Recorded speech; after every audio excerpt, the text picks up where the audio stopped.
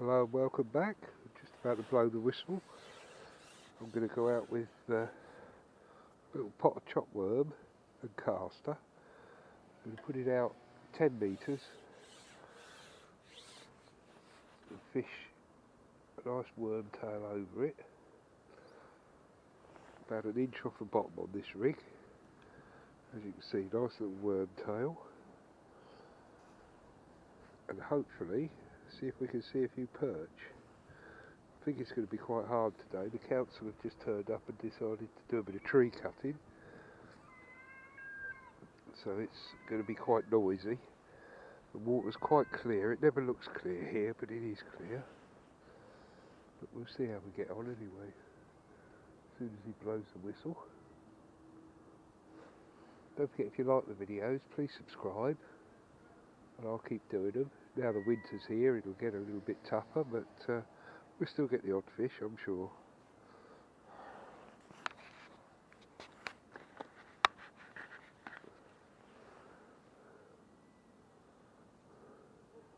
Everybody's ready, we're just waiting for the whistle.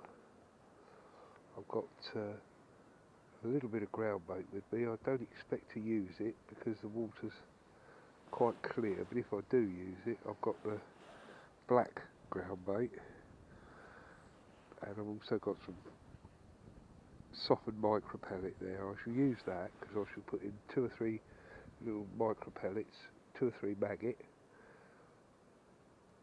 and fish a different line if the worm doesn't work. If the worm works, I shall stay on the worm, and I shall only refeed when the bites completely stop,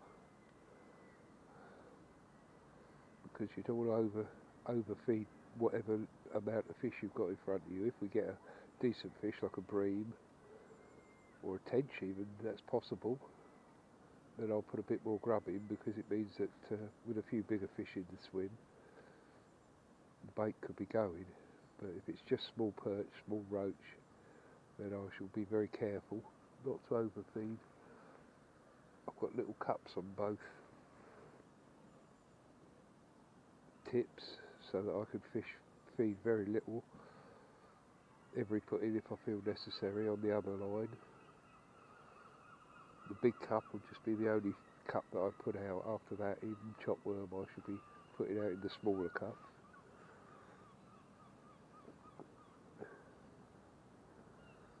Well, the organiser's sitting down on his box. There's the whistle, so we'll get this worm out.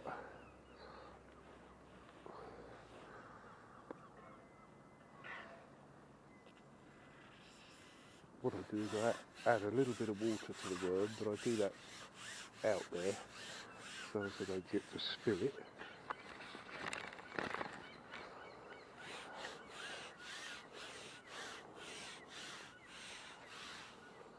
Right, we'll add a bit of water to the worm just to break it up a little bit, give it a little sloosh. I'm going to put it in line with that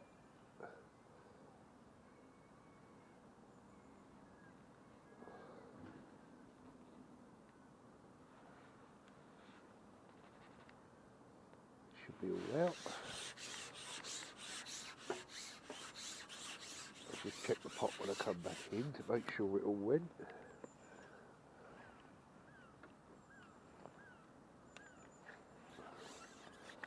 Yep, it's all gone. Right. So this first rig will be fishing about an inch off the deck, just jigging it about to see if I can make a perch have a little go in it or not.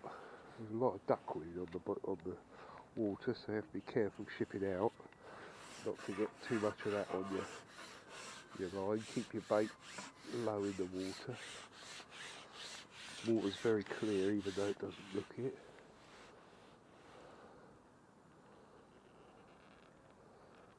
Put the worm tail right over where we just put the bait in. The canal is towing a little bit, but not much. And all we do is we just move up and down a metre if we feel that the bait has moved down the stretch a little bit.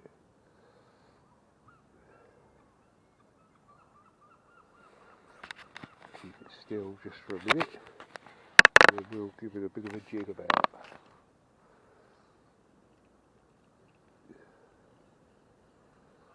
not expecting bites straight away because it was only 3 degrees last night, which is quite cold.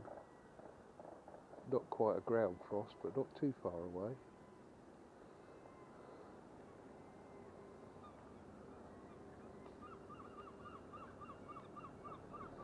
The other rig with the Olivet on, I've got set about 2 inches over depth.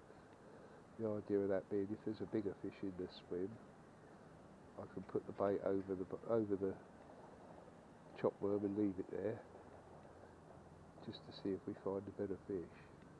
We'll start giving this a little bit of movement. Just pick it up, drop it down.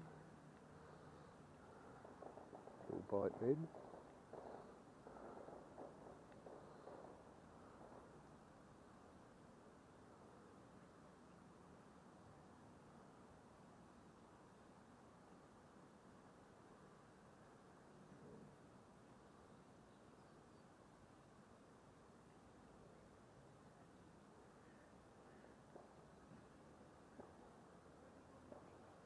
Pick it up again, pull it along through the swim, drop it down. Little perch had a go at it then. I saw the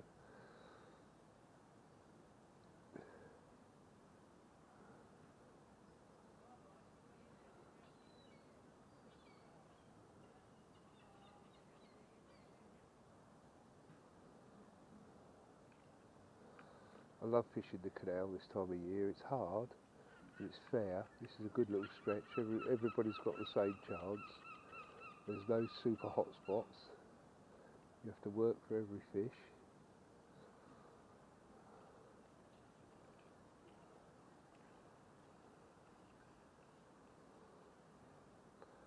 Float choice is quite important here. As you can see, as it goes into the shadows, it becomes harder to see, but the orange you can see right through, which is great. Lift it up again, bring it back, put it down. Just hold it back in this lighter water, which is where I put the bait.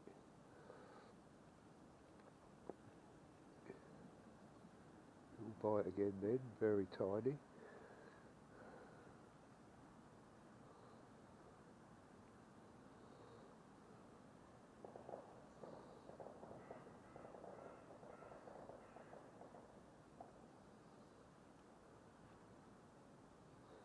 Unless the fish are very, very small, I should put the landing net onto every one of them, because I think they'll all be quite important today.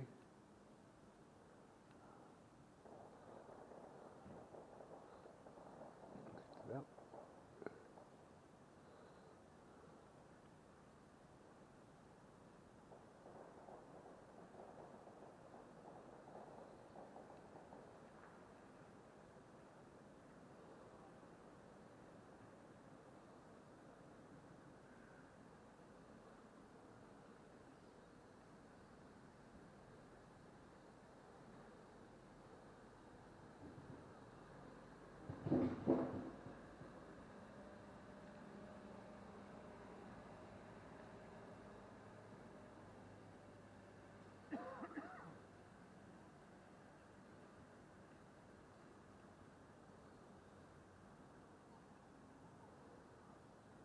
Just let it travel down the swim a couple of centimetres further, in case the bait has gone down a little bit from where we put it in. I have had it on occasion, even in lakes, where I've fished about 1 metre down or even more from where I actually put the bait in, where the worm has washed down as it's gone down to the bottom. So it pays to explore the whole swim and keep a mental note of where your first bites are coming from.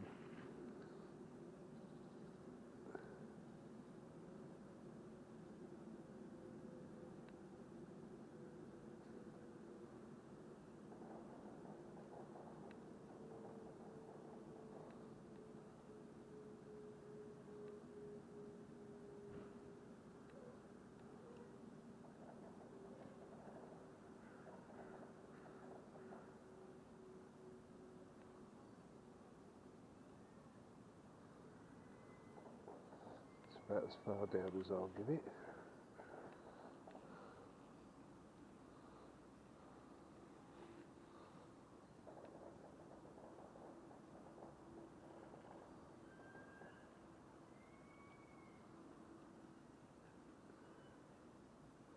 That's now right over the top of where the bait went in.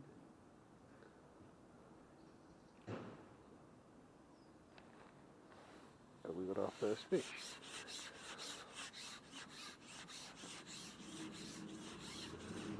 Oh, he's come off. A little tiny perch.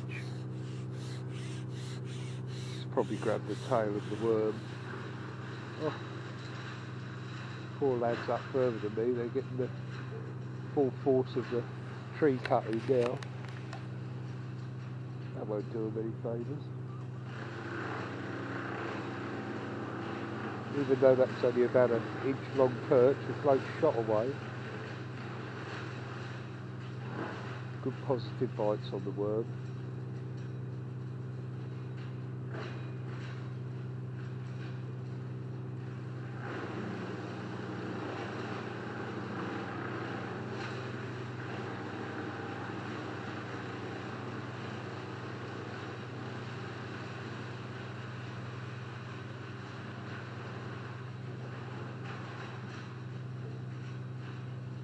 Lifted drop.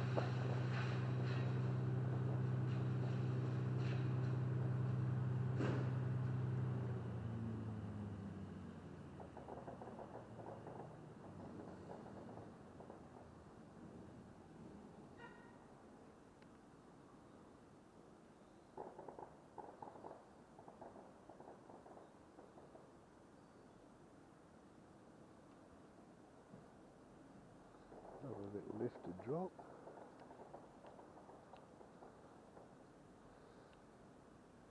Usually when you lift and drop like that, your bite comes pretty much instantly after you've done it, because you've actually grabbed the fish's attention. That's nice, bit of sunshine come out now, making the float easier to see.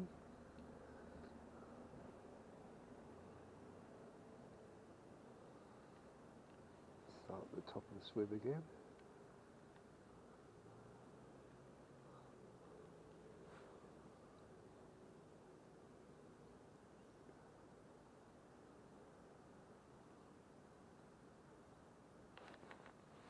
There's a fish.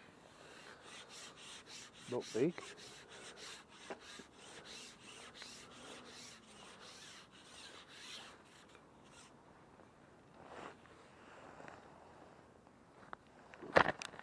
Skimmer bream.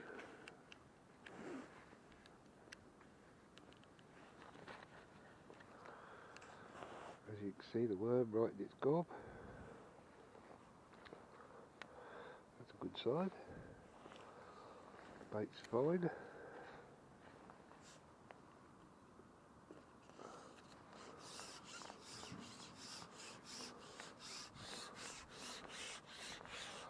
Back out, repeat the process.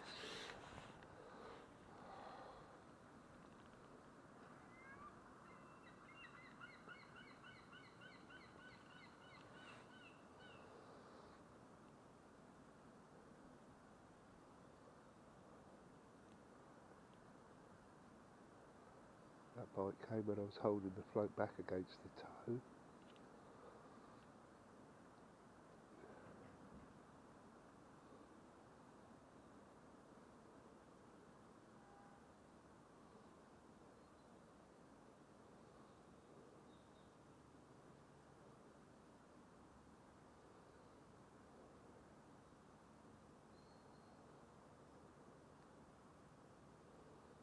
Just holding the float back against the toe of the canal. Give it a little lift and drop.